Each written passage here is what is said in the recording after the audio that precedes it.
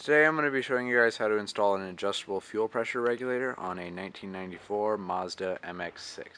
The reason you would install an adjustable fuel pressure regulator is because you want to be able to manually adjust your base fuel pressure. This is extremely useful for tuning applications, mega squirt, turbo, etc.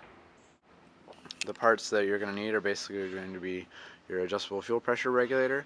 I have a 6AN rail attachment that's from an RX-7 that fits our car. It has an O-ring, plugs right in your stock fuel pressure regulator location, and then I have on this end of the adjustable fuel pressure regulator, instead of a barbed hose end, I have a 6AN attachment. It's this is a 1/8 to 6AN converter. The first thing you're going to need to do is to bleed off the fuel pressure in your system.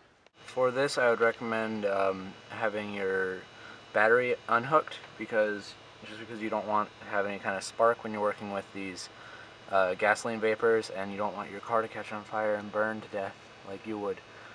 So unhook your negative battery cable. To bleed off the fuel pressure, you're going to start your car, and then with it running, you're going to pull this green relay for the fuel pump.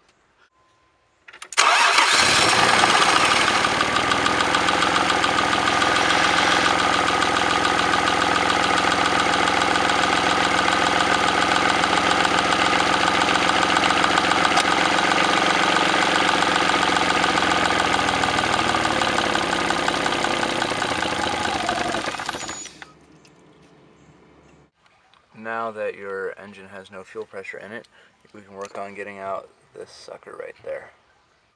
Once you've removed these two 10mm bolts and unplugged the vacuum line, you can get to work on that bottom fuel hose. Be careful, because there may be some fuel sitting in that. I got the fuel pressure regulator unhooked from there and from the hose, and I'm going to show you guys them outside of the car. So here are the two regulators side by side. This is your stock one. It's got an in, it's got an out, and it's got a vacuum line. This is your aftermarket. It's got an in, it's got an out, it's got a vacuum line. The only difference is this one has a little screw where you can adjust your base pressure. So right now we're going to work on getting this into the car.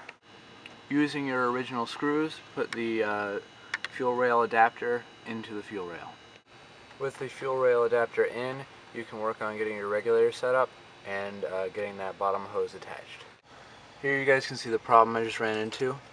With that plugged in there, that hose is a little bit too long, so we're going to cut this to about there to get it to fit.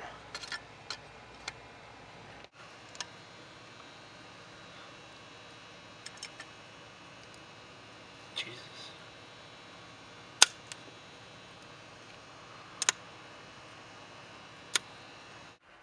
With your bottom fuel line attached, using the stock location with the barb that comes with, you can go ahead and connect these two AN fittings, and you're pretty much done. Okay, I've got it hooked up. It was a little tight, but I've got my hose clamp back on there. AN fittings are hooked up. Let's see if I can get you guys a closer look.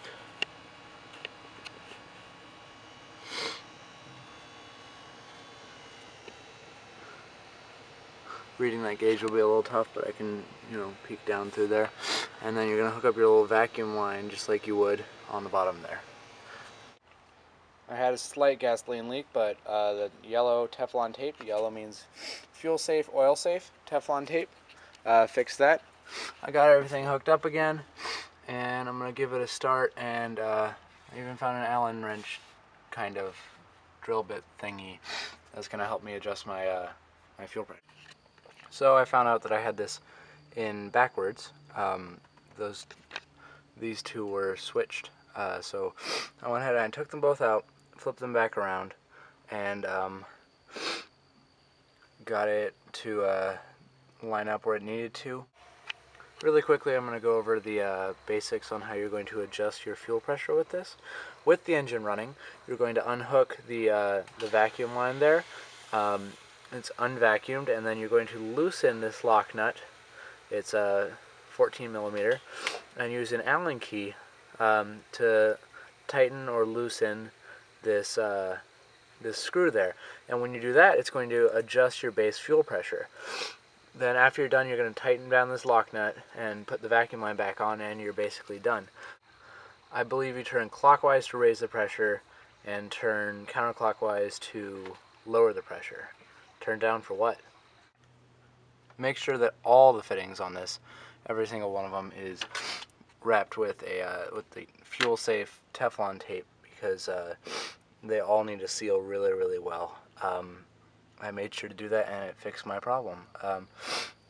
Total time, this is probably taking me about like an hour, because I had to figure everything out and figure out everything that was wrong. If I had to do it again, it'd probably take me like 20 minutes, 15 minutes. Really fast install. This has been how to install an adjustable fuel pressure regulator on a 1994 Mazda MX6.